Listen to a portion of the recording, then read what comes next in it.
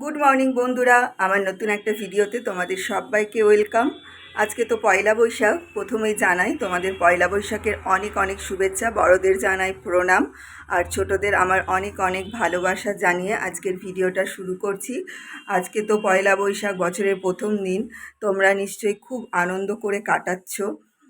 তো আমার তো এখন স্নান টান হয়ে গেছে, এখন 8:30 মতো বাজছে। তো প্রথমে ঘুম থেকে উঠে ঘরের বাসি কাজ টাজ কমপ্লিট করে নিয়েছি, কারণ প্রথম দিন বছরের। বাসি ঘরের পুজো আচ্চা তো করবো না, সে কারণে বাসি কাজ কমপ্লিট করে নিয়েছি। ঘর মুছে, ঘর পরিষ্কার করা সমস্ত কাজ হয়ে গেছে, স্নান টান হয়ে গেছে। এখন নিচে গেছিলাম ফুল তুলতে, ফুল টুল তুলে নিয়ে এলাম। এখন পুজো করব। আর আমার বাড়ির পাশে একটা মন্দির আছে, মা কালীর আর কি, রক্ষাকালী তলা। তো সেখানে একটু আমি আর মা গিয়ে পুজো দিয়ে আসবো, তারপরে রান্নাবান্না করব। তো ভিডিওটা দেখতে থাকো, আশা করি তোমাদের খুব ভালো লাগবে। এই দেখো, অনেক ফুল পেয়েছি। জবা ফুল আছে, টগর ফুল আছে, কিছু আকন্দ ফুলও আছে। তো এবার চলো ঘরে পুজোটা করে নিই আগে। তো চলো পুজোটা করে নিই। প্রথমেই আগে ফুল দিয়ে ঠাকুরের জায়গাগুলো সাজিয়ে নিচ্ছি। লাল জবাগুলো দেবো মা কালীর ফটোর কাছে, আর হচ্ছে সাদা ফুলগুলো দেবো অন্যান্য ঠাকুরের কাছে। আর কিছু ফুল রেখে দেবো, মন্দিরে যাব তখন সেগুলো লাগবে। আর এই নববর্ষ এলে যেটা সবথেকে বেশি মনে পড়ে সেটা কি বলো তো, সেই ছোটোবেলায় বাবার সাথে বিকেল হলেই চলে যেতাম হালখাতা করতে। মানে আমার দিদি অতটা যেত না, কিন্তু আমি যাবই যাব। ছোটো থেকে আমার এই সব বাইগুলো না খুব ছিল। আর ব্যাগ ভর্তি করে। আর তখন কি বলো তো, বেশিরভাগ দোকানেই মানে আর কি তোমার নেমন্তন্ন থাকতো। এখন যেমন কি অনলাইনে আমরা বেশিরভাগ জিনিস কিনি কিংবা মলে গিয়ে কিনি, ফলে কি হয় সেই রকমভাবে হালখাতার নেমন্তন্ন কিন্তু থাকে না। আমাদের এখানে তো থাকেই না, সব কিছুই আমরা নগদে কেনাকাটা করি। হয়তো দু একটা দোকানে ওর হাজব্যান্ডের পরিচিত, খুবই ক্লোজ, মানে হয়তো বাকি নেই কিন্তু মানে নেমন্তন্ন করেছে সেই রকমই থাকে। আর তখন কি হতো যে ছোটোবেলায় সেই ব্যাগ ভর্তি করে নিয়ে আসতাম প্যাকেট মিষ্টির, আর তার সাথে ক্যালেন্ডার। তো কোন প্যাকেটে কত ভালো মিষ্টি আছে সেইটা দেখা হতো, আর ক্যালেন্ডারগুলো কীরকম হয়েছে সেইটা দেখার একটা বিশেষ মানে কি বলো তো, একটা আগ্রহ থাকতো। তো আমার শুধু মনে হয় যে আমার ছেলে সেগুলো মানে পেলোই না, না ওদের এই স্মৃতিগুলো থাকলোই না। কী আর করা যাবে এখন, মানে সব কিছুই তো অন্য রকম হয়ে গেছে যুগের সাথে। এখন ওরা নববর্ষ মানেই বোঝে হয়তো নতুন জামা পরবো আর বিকেলবেলা একটু মা বাবার সাথে হয়তো ঘুরতে যাব, এটুকুই ওরা জানে। তো যাই হোক, পুজোটা আমার মোটামুটি হয়েই এসেছে।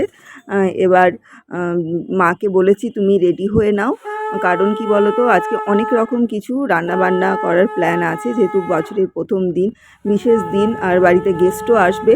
তো তাড়াতাড়ি পুজোর দিকটা কমপ্লিট হলে কি আমি রান্নাবান্নাটা তাড়াতাড়ি শুরু করতে পারবো। দেখো আমি এখানে রেডি হয়ে গেছি, মাও রেডি হয়ে গেছে। তো এবার বেরিয়ে পড়বো। একদম বাড়ির পাশেই এই যে মা একটা নতুন শাড়ি পরেছে আজকে, তাই মায়ের একটু ছবি তুলে নিলাম। পুজো দিয়ে চলে এসেছি, এসেই আগে বসিয়ে দিয়েছি একটু কড়া করে দুধ চা। একটু দুধ চা খেতে ইচ্ছা করছে, বেশ কড়া করে। তো চাটা খেয়েই শুরু করব রান্নাবান্না। চা খেয়ে দেখো রান্নাটা বসিয়ে দিয়েছি। একদিকে হচ্ছে পটল ভাজা, আর এই প্রেশার কুকারে হয়েছে মুড়ি খাওয়ার জন্য সাদা আলুর তরকারি। এই হচ্ছে মেনু। আর মাছগুলো সকালেই বের করে রেখেছিলাম। এখানে আছে পাবদা মাছ, কি বড় বড় সাইজ দেখো। আর এখানে রয়েছে চিংড়ি মাছ, যেটা আমি এঁচোড় চিংড়ি রান্না করব। আর হবে তোমার খাসির মাংস। মাংসটা কালকে রাতেই এনে রেখেছিল, সে কারণে সকালে উঠেই সব কিছু আগে বের করে রেখেছি। তো এখানে এঁচোড় ছাড়ানোর আজকে ঝামেলা ছিল না, কারণ বাজার থেকে এরকম কেটেই আমাদের এখানে বিক্রি করে। বসেছি জলখাবার খেতে। আজকে জলখাবারের কি মেনু তোমাদেরকে একটু দেখাই। এখানে আমি নিয়েছি দেখো মুড়ি আর সাদা আলুর তরকারি। আজকের দিনে এই তরকারির সাথে একটু লুচি হলে খুব ভালো হতো, কিন্তু এত তাড়াহুড়োর মধ্যে ছিলাম যে আর লুচি করার সময় হলো না। তো কি আর করা যাবে, এটাই খেয়ে নেবো এখন। খেয়ে একদম রান্না বান্না শুরু করবো। তো চলো চটপট খেয়ে নিই। এখানে পাবদা মাছগুলো আমি ভাজতে দিয়েছি, মাছগুলো ভাজা হবে। আমি এখন যাব একটু ঘরে।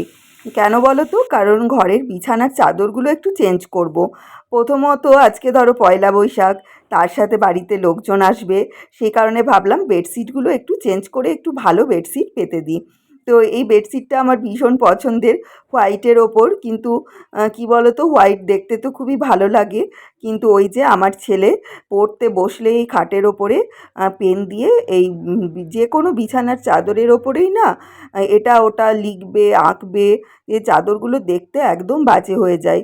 সেই কারণে আমি এই সাদা চাদরগুলো পাতিই না বলতে পারো। কোনো অকেশনালি বা কেউ এলে তখনই পাতি। তো দেখো আমার বিছানাটা পরিষ্কার করা হয়ে গেছে।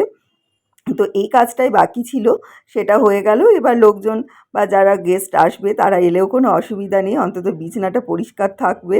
তো চলো এবার চলে যাই রান্নার দিকে, ঝটপট রান্না করে নিই। বেডশিটটা চেঞ্জ করে সেই রান্নাঘরে ঢুকলাম, তারপর ঝড়ের গতিতে সব রান্না কমপ্লিট করেছি। সে কারণে না আর ভিডিও সেভাবে করতে পারিনি। তো দেখো কি কি রান্না আমি করেছি আজকে।